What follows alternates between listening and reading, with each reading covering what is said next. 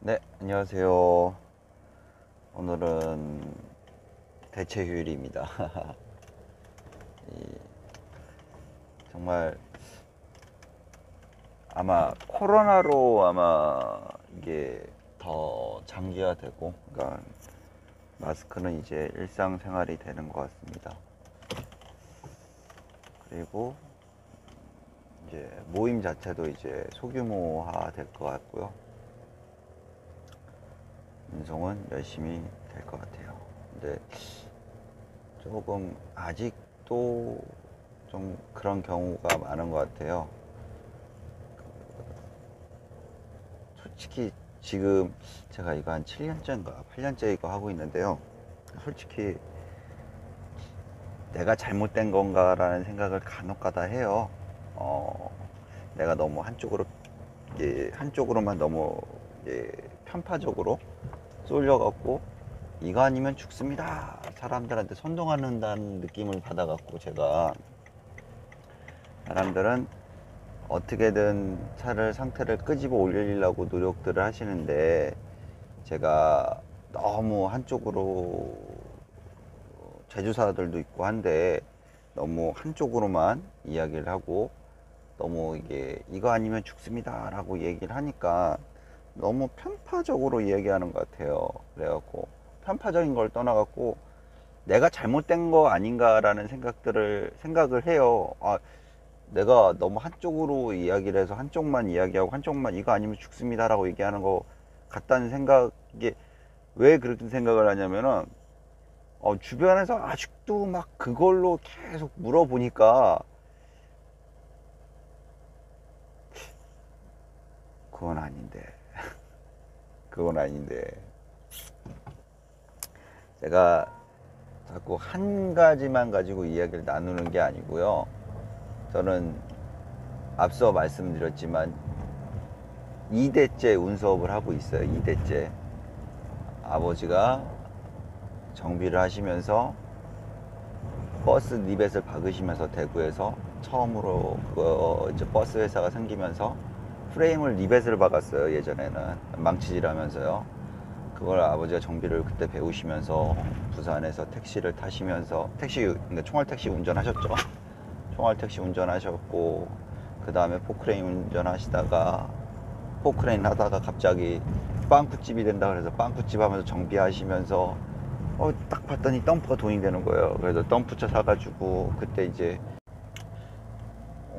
그렇게 정비를 하시고, 그렇게 하시면서 덤프를 하시면서 뭐 이렇게 해서 이쪽으로 넘어오셔갖고, 그때 빵꾸집 했던 장비 가지고 이게 하셔갖고, 뭐 저는 자연스럽게 아버지 일을 도와드리다 보니까, 중2 때부터 도와드리다 보니까는 기본적으로 구리스 치고 주부 빵꾸 때우고 뭐 이렇게 하다 보니까는 20살 때 딱 IMF 빵 터지면서 아버지가 이제 운전해라 해갖고, 스페어 기사죠. 예.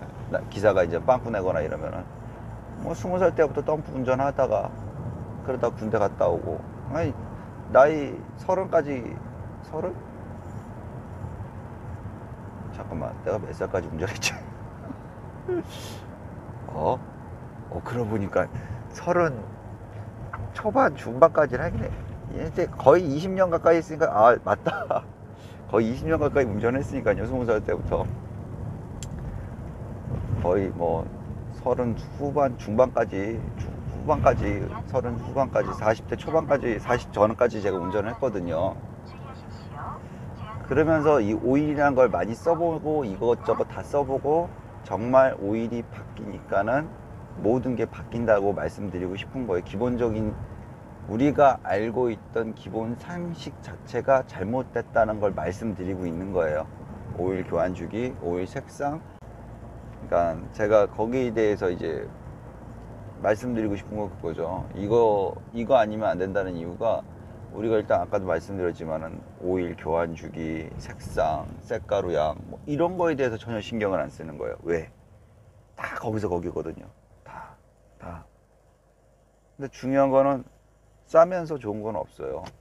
가격이 저렴한 것만 찾다 보니까는 저렴한 놈 중에서 그나마 좀 튼튼한 놈을 찾는 거죠. 브랜드마다 그런 게 있으니까. 근데 실제로 합성유와 반합성유를 써봤을 때 차이점은 있어요. 그걸 제가 몸소 체험을 했었고, 그때도 교환 주기를 저는 3만에서 4만에 3만 정도에 교환했으니까 저는 죽어도 4만. 지금은 오일량이 늘었다고 너무 교환 주기를 길게 잡는 것 같아요. 예, 막상 오일을 빼서 보면은 좀 만약에 이제 카트리지 방식 쇠로 돼 있다 오일 필터가, 그러면 좀 보기 힘들는데, 이게 안에 이제 종이 엘리멘트 방식으로 돼 있는 카트리지는 보기가 편하거든요. 연료 일타가 됐든 뭐가 됐든. 솔직히 연료 일타도 안쪽을 이렇게 보면 보여요. 이게 열어갖고, 그럼 그걸 뺀 거를 내 차인데 그걸 좀 봐줬으면 하고요. 오늘 이야기하려고 생각했던 거는요, 다른 게 아니고 생각의 변화예요. 변화. 저 같은 경우에는 일이란 걸 하면서 일을 보고 차를 계약을 하고 뭐 이렇게 했었는데, 지금은 일하는 거 그리고 마력, 요걸 좀 설명을 드리고 싶어서 영상을 찍는 거예요. 그러니까 일하는 거나 마력이나 이게 무슨 상관관계가 있냐, 일단은 운섭이라는 것 자체가 일에 맞춰서 용도를 맞추셔야 돼요. 차를 칼도 여러 종류가 있잖아요. 차도 여러 종류가 있거든요. 근데 중요한 건 일에 맞춰서 차를 선택해 주셨으면 좋겠어요. 야, 좀 말도 안 되는 걸 안 하셨으면 좋겠어요. 무슨 이야기냐면요, 5돈에 20톤은 아니에요. 정말 말씀드리는데, 5돈이 지금은 5돈이 딱 맞아요. 근데 축 달았다고 해서 9돈을 실으시면요, 맨 처음엔 가성비가 좋아 보여요. 맨 처음은 가성비가 좋아 보여요. 뭐 타이어 사이즈부터 해서 뭐 연료 뭐 오일도 적게 들어가고 뭐 가성비가 좋아 보여. 근데 막상 해보세요. 막상 윙 8톤 9돈에 내용물 딱 때려박으면요, 솔직하게 말씀드려갖고 10톤 15돈이거든요 마력이 안 나와요.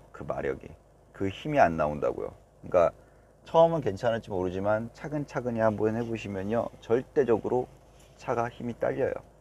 그러니까 소음기가 그만큼 많은 마력을 뺏어먹는다고 생각하시면 되고요.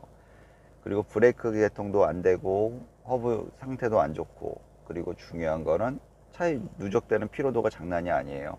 운전자는요, 말 그대로 비싼 차 사갖고 그냥 말 그대로 차 밑으로 돈 다 들어가는 거예요. 근데 중요한 거는, 이게 차 밑에만 들어가면 다행인데, 차 살 때부터 일단은 약간의 그게 있어요. 꼼수가 있어요. 국산 차들은 허브 디스크 자체가 옵션이에요. 오토도 옵션이고요. 근데 수입차는 오토하고 디스크 브레이크가 기본이에요. 기본 사항이에요. 그러니까 당연히 차값에서 차이가 나죠. 근데 요게 국산차가 싸 보이는 것처럼 선전을 하고 말을 해요. 잘못된 거죠. 절대 안 싸거든요. 국산차에다가 똑같이 오토미션에 디스크 브레이크를 넣어보세요. 그리고 비교를 해주세요. 그 단가를 뽑을 때요, 차를 선택하시고 차 할 때 넣으셔야 될 게 그리고 축하고 요 부분을 꼭 넣어주시고, 솔직히 제조사에서 나오는 축이 굉장히 좋고 조향되는 축이 사용 방법만 아시면은 굉장히 좋아요. 그러니까 쓰시는 분들이 이 축바퀴, 조향되는 이 축바퀴에 사용되는 방법을 숙지를 안 하고 끄시는 분들이 더 많아요. 그래서 에러가 더 많이 나고요. 정말 깜짝 놀랐던 건, 저도 고정관념이 있었다는 거예요. 무슨 이야기냐면은, 고정관념이라는 거는 어마무시하게 진짜 무서워요. 고정관념이란 거. 왜 무섭냐면은, 일이란 거는 톤수에 맞춰서 이거 27톤이니까 27톤 실어야지. 요게 이제 일단 포인트예요. 아시는 분이 한 차가 한 대여섯 대 있는 것 같아요.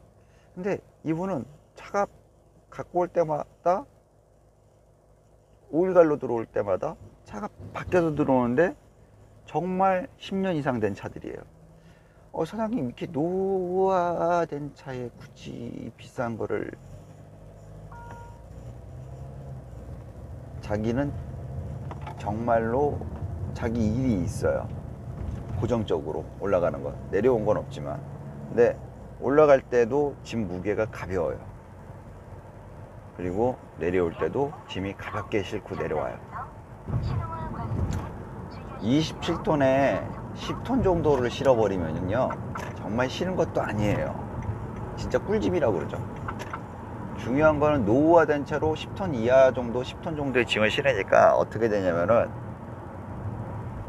차가 하체가 안 털려요. 노후화돼 있지만은 차가 하체에서 그렇게 크게 말썽을 안 만들어요. 그러니까 이분이 제가 쓰는 진짜 비싼 오일을 갖다가 쓰셨는데 재미를 보신 거예요. 한 대 갖고 샘플링을 했는데. 그래서 2대 갖고 왔고 지금 3대째 갖고 와서 작업을 했거든요.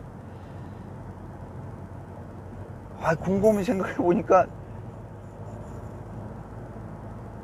나는 왜 그런 생각을 안 해봤지 라는 생각을 하는 거예요. 이게 노후화된 차도 솔직히 좀 관리를 빡시게 해서 하면 되는데, 이게 밑 빠진 독에 물 붓기니까 그런 거예요. 이게 무게의 장사가 없어요. 그게 무슨 이야기냐면 카고니까 가능한 거지, 덤프차는 솔직히 무한대로 돈이 들어가거든요. 솔직하게 튜닝 차들도 똑같아요. 엔진 마력 좋고 뭐 다 필요 없어요. 다 뭐 이게 얼마짜리고 얼마짜리고 다 좋죠. 근데 중요한 건요, 프레임이 찢어져요. 프레임이 못 버티고 찢어진다는 얘기예요. 프레임이 그 마력을 계속 받아주다 보면은 바디에 있는 프레임 자체가 못 받아줘요. 덤프차가 그래요. 정말 잘못 사시면 프레임 깨집니다. 진짜 프레임이 찢어지는데요, 노후화된 차들은요 본 프레임하고 서브 프레임을 잡아주는 사이가 본 프레임이 썩어서 주저앉아요. 그래서 어마어마하게 위험해질 수도 있어요. 그러니까 솔직히 노후화된 차, 특히 이제 레미콘이나 이런 분들을 하시는 분들 다 좋아요. 먹고 살기 힘들어서 하는데, 솔직히 정비가 제대로 안 돼 있으면은 내가 먹고 살기 위해서 남을 죽인다고 생각하시면 돼요. 좀 과하게 말씀드리는 거지만은 정말 위험해요. 정말. 과적 하시는 분들이나 이런 분들, 5톤에 10톤 이상 싣고 다니시는 분들, 15톤 이상 싣고 다니시는 분들, 정말로 위험하다고 생각하셔야 돼요. 나도 위험하지만 남도 위험한 거예요. 정말 남이 더 위험할 수도 있어요. 나도 위험해요. 근데 남도 위험할 수 있어요. 근데 중요한 건 나만 위험한 게 아니고 남도 위험에 같이 처한다는 게 중요한 거예요. 검사는 어찌어찌 통과할지 모르겠지만 본인들은 아실 거예요. 브레이크가 안 되고 정말 많이 밀리고 위험하다는 거 아실 거예요. 짐을 많이 실으면 그만큼 브레이크가 안 된다는 거 본인들이 아실 거예요.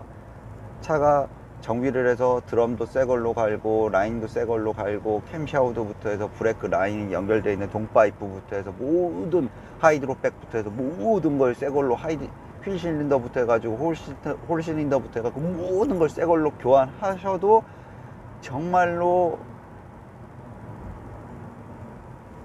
위험해요. 왜? 드럼통 안에 있는 노후화되어 있는 그거를 안 깨내세요.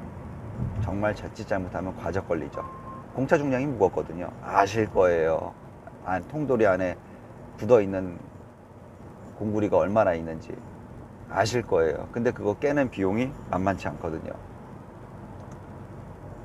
매연, 솔직히 승용차 디젤에서 나오는 매연도 만만치 않거든요. 소음기 뒷부분 보세요. 포집되는데 거기 시꺼멓게 나오는 거. 근데 화물차도 만만치 않죠. 유로6인데도 막 매연 품고 가고. 정말 제가 잘못된 건지 정말 판단들 한번 해보셨으면 좋겠어요. 기계는요 정직하고요, 거짓말 안 해요.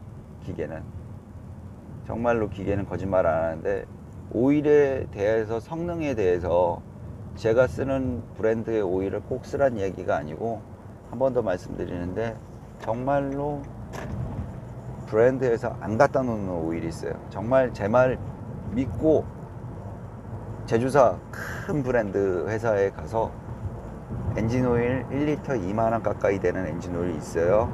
그리고 기아 오일 1리터에 3만원에서 4만원 사이에 되는 최고급 오일을 갖고 올 수 있어요? 라고 물어보세요. 모빌 있어요. 기아 오일 75W 140 100% 합성 오일 모빌에 있어요. 굴절 버스 들어오면서 그거 들어온 거 알고 있어요. 근데 굉장히 가격이 고가예요. 사람들이 안 쓰니까 판매를 안 하는 거예요. 있어요. 굴절 버스 들어오면서 그게 들어와서 그게 미션 대우에 들어갔어요. 스카니아 굴절 버스에. 그러니까 이게 정말 우스갯소리로요, 우리만 모르고 있지 남들은 다 알고 있는 거예요. 근데 거기서 저 혼자 소리 지르고 있으니까 내가 미친놈 같아요. 좀 너무 답답해요. 써보시면 아시는데, 왜 제가 쓰는 브랜드 오일 말고 이게 먼저 예방정비예요. 그러니까 정말로 기본적인 오일 자체가 먼저 예방정비고 그 다음이 예방정비거든요. 그런 거 한번 잘 체크 한번 해보시고, 제발 좀 제조사한테 좀 그만 좀 당했으면 좋겠어요. 그분들이 얘기한 대로 되면요, 센터에 차가 없어야 돼요. 차가 자기가 그만큼 서비스를 잘해주고 기계에 그만큼 공을 들였고 연비가 얼마큼, 이게 얼마짜리가 막, 그러면 센터에 차가 없어야 돼요. 차가 많다고요? 차가 그렇게 좋으면은 차가 고장이 안 나야죠. 순정오일 넣고 있잖아요. 프로그램대로 하고 있잖아요. 근데 왜 차는 계속 고장이 날까요? 그 고장나는 부분이 계속 고장이 나요. 해결이 안 돼요. 5년 10년 된 차들 원인을 못 잡아요. 진짜 원인 못 잡는 건 저도 못 잡죠. 제가 말씀드리는 건 그거예요. 원인이 잡기 힘든 거는 근본적으로 꼬여있기 때문에, 그 꼬인 게 사정없이 꼬여있기 때문에 그게 힘들다는 거예요. 원인 밝히려면 정말 힘들어요. 오늘 참 말이 좀 긴데요, 여하튼 생각의 변환을 하셔야 되고, 짐을 실으실 때, 자, 10톤 미만 300마력 마력을 말씀드릴게요. 10톤에서 15톤 사이 400마력, 15톤에서 20톤 500 그 이상. 그러니까 15톤에서 20톤이고 20톤에서 30톤 사이 찍히잖아요. 지금은 600마력이 넘어야 돼요. 왜? 소음기 때문에 그래요. 아까 처음에 말씀드렸죠, 소음기가 마력을 다 잡아먹고 있어요. 그냥 소음기가 뭐가 원리가 어떻게 돼서 뭐 이런 걸 떠나갖고 정말 소음기가 편안하게 녹을 수가 있어요. 녹는다는 게 포집된 거를 내뱉는다는 얘기예요. 요소수가 녹이는 거 아니에요. 포집된 걸 녹일 수 있는 마력대는 그거예요. 뭐 작은 엔진으로 계속 가열되면 녹지 않냐? 그만큼 스트레스를 받아서 오일 교환 주기가 빨라져요. 근데 중요한 거는 이 오일 교환 주기가 오면요, 수투 게이지가 금방금방 차올라요. 자동 재생도 많이 하고요. 그러니까 오일이 하는 역할이 많아요. 3박자예요. 오일, 경유, 뭐 여러 가지로 에어클리너 이렇게 3박자, 흡배기. 여하튼 오늘 주제는 그거였어요. 일하는 고정관념. 그리고 차를 선택하실 때 1차 이거 선택하실 때 마력대도 꼭 선택을 해달라. 톤수와 마력은 상관관계가 있어요. 지금은 무게에 톤수에 그게 없어요. 정말로 데미지가 많이 가요. 진짜 무게에 장사 없어요. 예전 유로3 때는 상관이 없어요. 정말로 그때는 배기열이 어마어마하게 안 받았거든요. 오일 온도가 맥심이 98도였어요. 정말로 100도 보기 힘들었어요. 근데 지금은 뻑하면 100도예요. 그냥 120, 130까지도 치고 올라가죠. 여하튼 그렇습니다. 안전운전 하시고 좋은 하루 되시고요. 코로나로 고생들 하시는데 좀 더 힘내시고 마스크는 이제 일상이 된 것 같습니다. 안전운전 하시고 좋은 하루 되세요.